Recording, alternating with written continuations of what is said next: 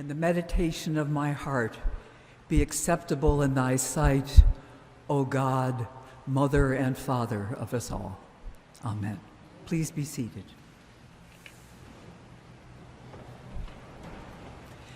As some of you know, a couple of months ago, I fell and broke my wrist. In the early days of my healing, I received an email from a dear friend with whom I have spent hours talking about our relationship with God and God's relationship with us. Along with her commiserating, she suggested I had a couple of options to consider. One option was that I could just wallow in my pain. The second option was that I could use this time of pain and healing to develop a deeper relationship with God. As I have said publicly several times since receiving this email, I hated both of her suggestions. Find God amidst all this pain? Nonsense. Then a couple of days later, when my pain truly seemed unbearable, the thought came to me, gosh, what I'm feeling now is nothing compared to the pain that Jesus felt on the cross. You know, whispered a voice in my ear, you could use this time to develop a better relationship, a deeper relationship with God. Another day, when I was speaking with a friend, I felt a sharp pang of irritation when she didn't seem to understand what I was saying. I said to myself, poor Jesus. He may have felt something like this when his disciples struggled to understand the meaning of his teachings. I said to myself, closer relationship to God? Maybe. So, come along with me to a quiet room where after Jesus has finished teaching and preaching for the morning, he and his followers gather for their midday meal. It's blessedly cool in the room after the blistering heat outside. Sunlight filters softly into the room.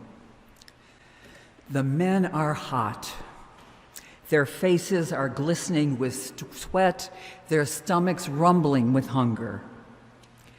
They're delighted to escape the crowds and enjoy good food, cold wine, and each other's company.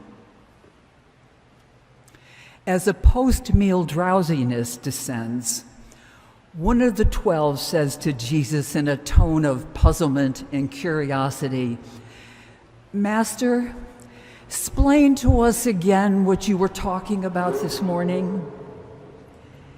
And I can imagine Jesus feeling a sharp pang of irritation. After all, he made a point of using agricultural examples, hoping to relate to these people who had such a close connection to the land. So, taking a deep breath, and with a sigh, he says, the one who sowed the good seed is the Son of Man. The field is the world, and the good seed stands for the people of the kingdom. The weeds are the people of the evil one, and the enemy who sows them is the devil. The harvest is the end of the age, and the harvesters are angels. Why don't you get it? He might have thought. As our eyes adjust to the light in the room, we notice that in another part of this room is a group of women who travel with Jesus.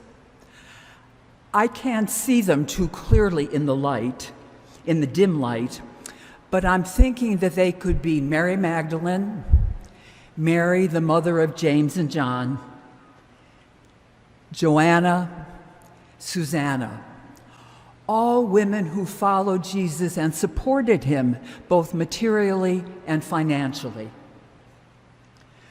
One of the women, I'm guessing it was Mary Magdalene, because she loved to engage in heated discussions with Jesus, says quietly to her sisters, "You know, I believe and do my best to follow the teachings of our Master, but sometimes my thoughts travel in a different direction."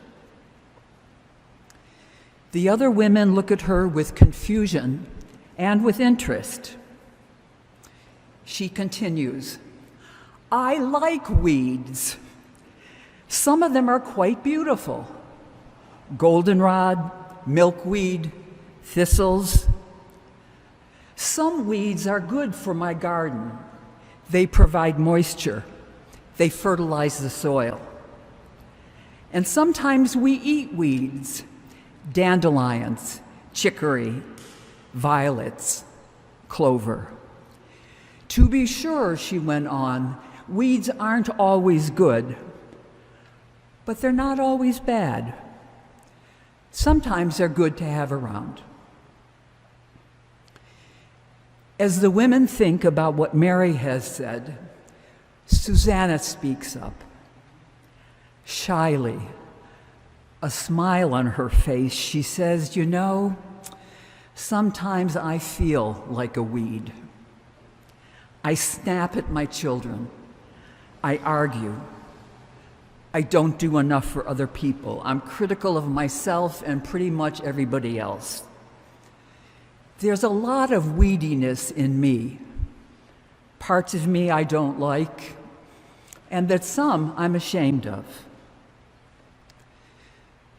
The women are silent as they think about Susanna's disclosure of her weediness. Their thoughts turn inward as they begin to create their own list of weediness. Let's face it, we all have weeds, don't we? Some may be pretty, like Queen Anne's lace. Some may provide us with food at the table. But if you're like me, you've got weediness you're not crazy about. Here's a very short list of my weediness. I invite you to create yours as you listen to mine. I'm quick to anger. I have a hard time listening to people with whom I disagree. I worry all the time. So, what do we do with our weediness? The first thing is to acknowledge it. We may not like it, but like it or not, it's a part of us. For me, what makes the prayer of confession such an essential part of my prayer life is that it provides me with the opportunity to confess my weediness. I confess that I have sinned against you in thought, word, and deed, by what I have done and by what I have left undone. I have not loved you with my whole heart, and I have not loved my neighbor as myself. Sounds like an acknowledgement of weediness to me. The second thing we can do with our weediness is to decide if we want to keep it. Our weediness may be milkweed, it may be chicory, and we just as soon keep it around, thank you very much.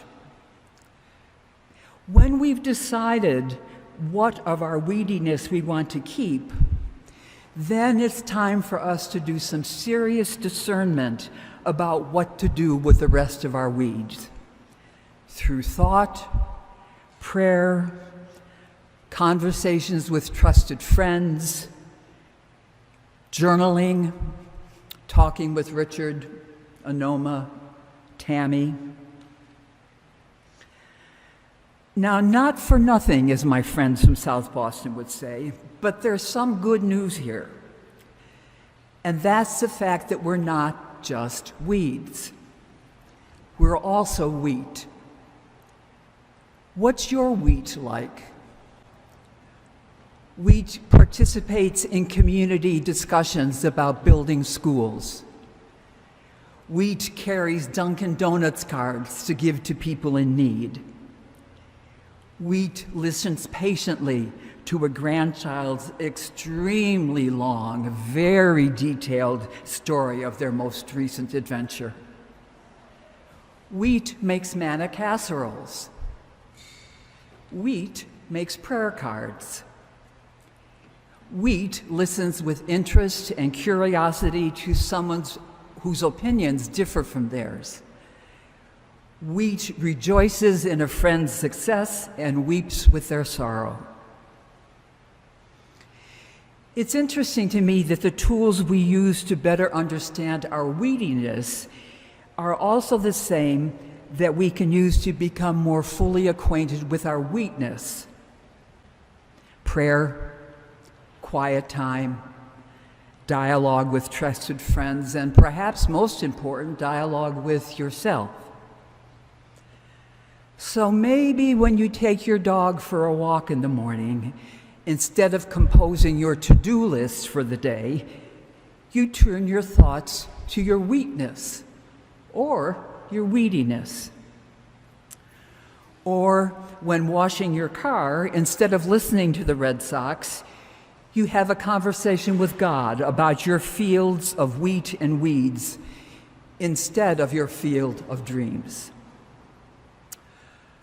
A broken wrist, wheat and weeds, a room filled with believers and questioners, all beckoning us to a closer relationship to God. Amen.